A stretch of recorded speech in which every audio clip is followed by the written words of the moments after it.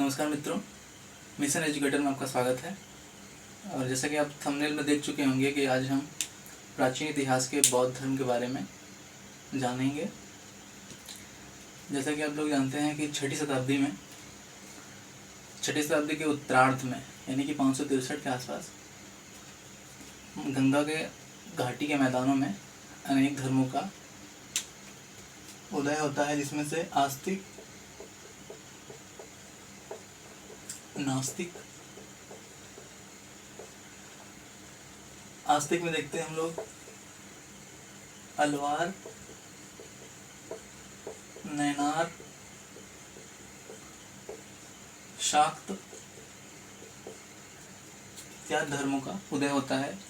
और नास्तिक में जैन और बौद्ध धर्म का उदय होता है, और जिसमें से हम लोग बौद्ध धर्म के बारे में देखेंगे आज। तो आइए इसके उदय के कारणों के बारे में जानते हैं।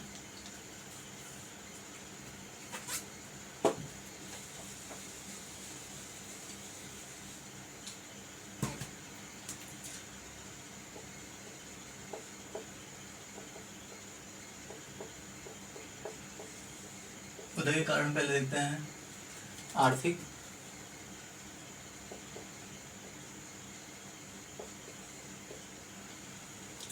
आर्थिक कारण देखते हैं पहले उत्तर वैदिक काल में लोहे का आविष्कार हो गया था,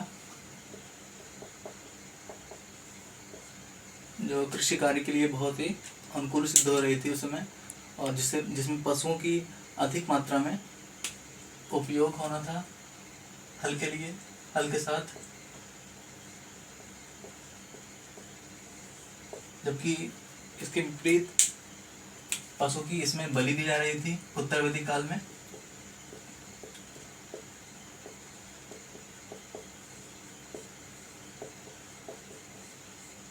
अधिक मात्रा में बलि होने के कारण लोगों का रुझान इससे हटके बौद्ध धर्म की तरफ मुड़ चला। और धार्मिक कारण में देखते हैं। धार्मिक कारण में ब्राह्मण संप्रदाय जो है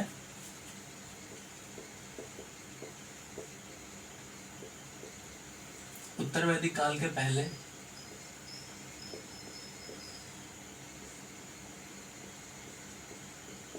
इतने कर्मकांड नहीं कराती थी जितने कि उत्तर वैदिक काल में कर्मकांड, यज्ञ,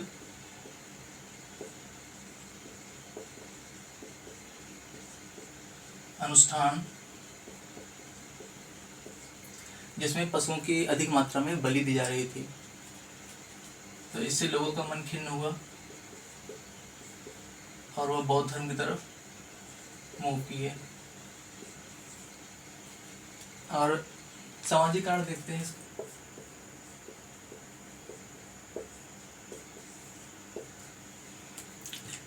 वर्ण व्यवस्था के तहत सामाजिक कारण में 4 धर्म थे: ब्राह्मण, क्षत्रिय, वैश्य, शूद्र। जिसमें से शूद्र और स्त्रियों की स्थिति बहुत ही खराब थी।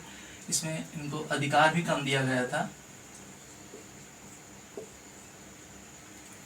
तथा ये बौद्ध धर्म में अपना वहां पे सभी वर्गों का समान अधिकार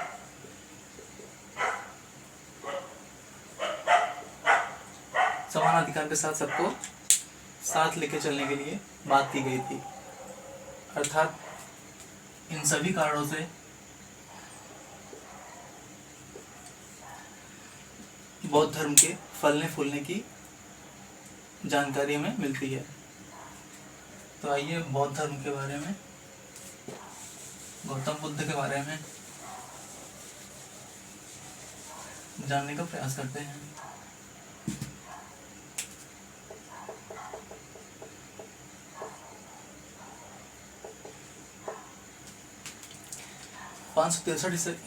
ईसा पूर्व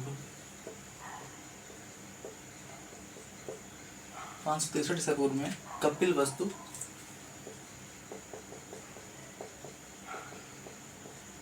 ये लुम्बिनी नेपाल के तराई क्षेत्र,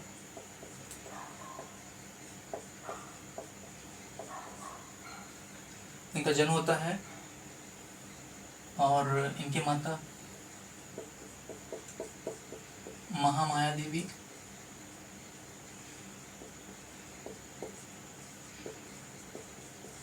जो कोलीगढ़ की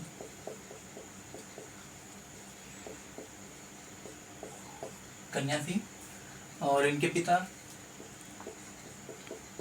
शुद्धोधन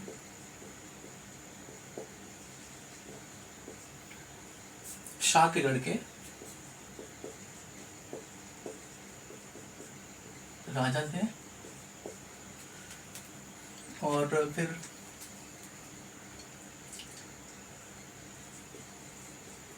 पुत्र सिद्धार्थ का जन्म होता है वैशाख पूर्णिमा के दिन।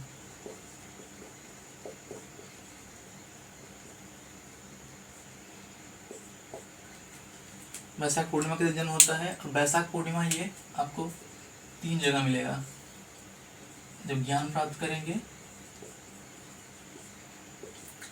और इनके महापरिनिर्वाण के समय भी।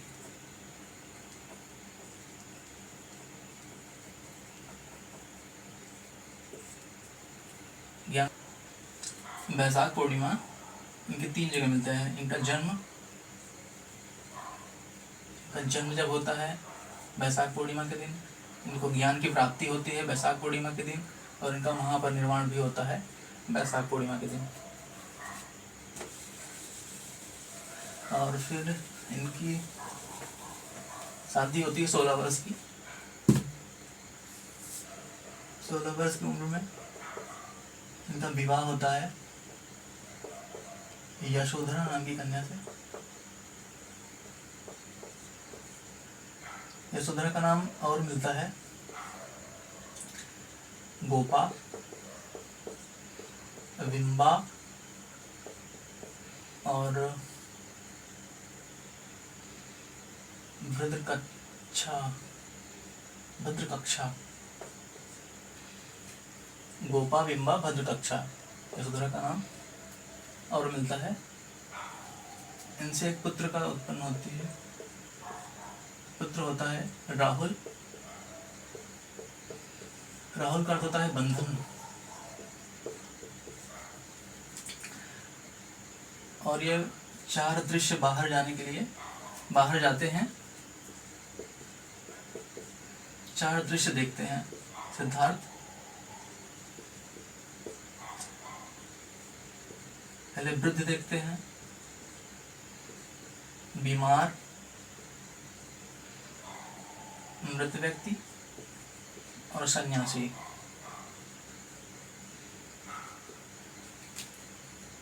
सन्यासी को देखते हैं प्रसन्न मुद्रा में रहता है, तभी से ये वैराग्य की भावना अपने मन में लाए और घर आकर वापस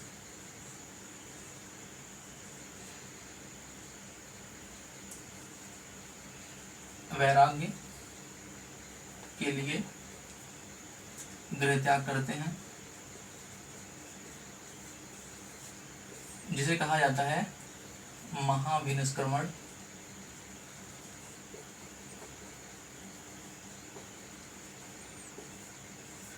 और बौद्ध धर्म में महाविनिष्क्रमण कहा जाता है। और इनका सारथी जो होता है चन्ना, और इनका घोड़ा कंथक होता है। तथा यह बैराग के लिए 29 वर्ष की अवस्था में निकल पड़ते हैं।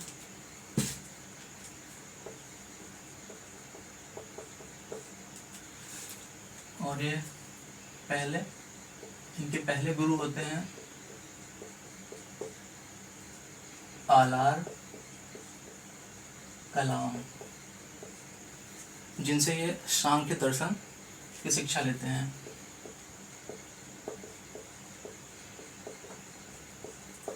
कहाँ पे?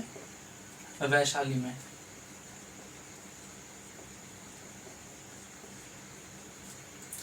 फिर इनके दूसरे गुरु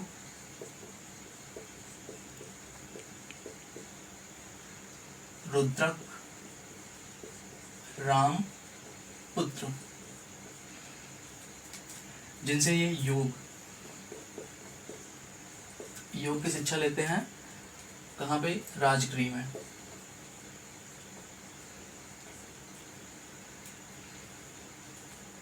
फिर ये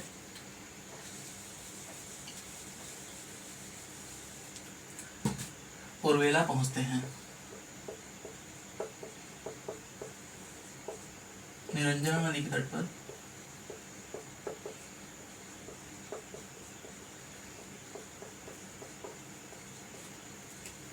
वहां इन्हें 5 साधक मिलते हैं। 5 साधक कौंडिन्य और महानामा, पप्पा, अशागी, भाद्य, जानते हैं हम लोग। 5 साधक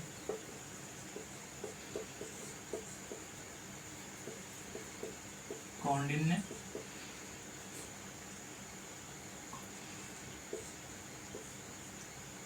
महानामा और तीसरे हैं पप्पा, फोर्थ हैं अशागी, फिफ्थ है भद्य। 5 साधक मिलते हैं।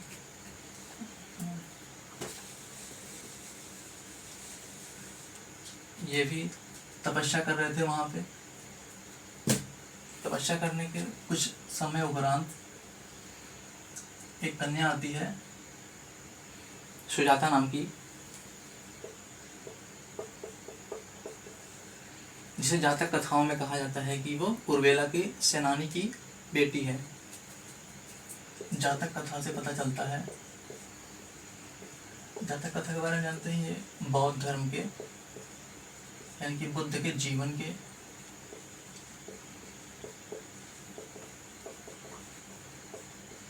की गाथा इसमें दी गई है। सुजाता ले आती है खीर, जिसे सिद्धार्थ ग्रहण करते हैं और यह पता चलता है उन 5 साधकों को। उन 5 साधकों को पता चलता है, जिसे वो छोड़कर, इन्हें छोड़कर कहाँ चले जाते हैं? ऋषिपत्तनम यानी कि सारनाथ। ऋषिपत्तनम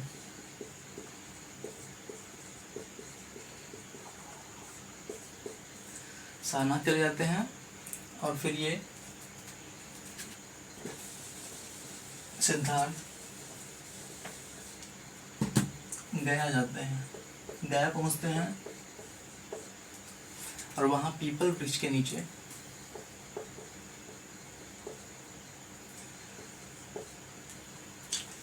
इन्हें ज्ञान की प्राप्ति होती है।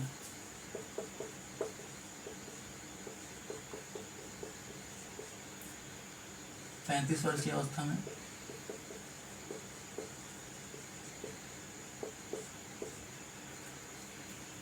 ज्ञान की प्राप्ति होती है, जिसे निर्वाण बोला जाता है। इसका प्रतीक है बोधि वृक्ष।